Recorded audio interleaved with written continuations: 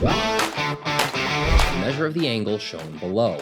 There's the diagram. Let's go. Okay, let's first of all try to remember what an angle is, and then I'll explain how to do this problem. See, an angle is an amount of rotation, or I think of it as an amount of opening between two lines or two line segments. So what I mean is, let's say I've got one line segment right here, and I'm going to draw a little dot here. This is called a vertex or a corner of an angle.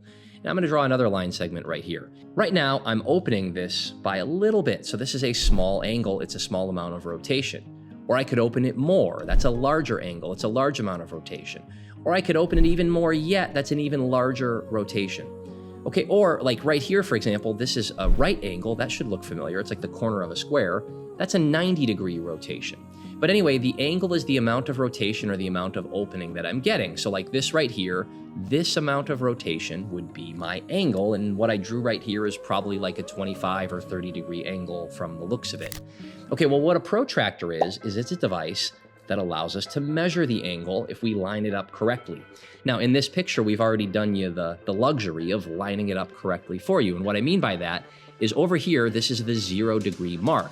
So I'm going to draw my vertex right here. That goes to the center of the protractor. And if I draw my other ray or line segment right here, this is 0 degrees of opening because it's not open at all. Or like right here, here's 90 degrees of opening because there's that right angle, there's that square corner if you look at the two red segments here. Well, let's go back. We've got 0 here, we've got 90 here. And so the question is, how much angle is this right here? Well, you probably saw that it's either going to be 60 because that's one of the values that you see on the protractor, or it's going to be 120 because that's the other one that you see there.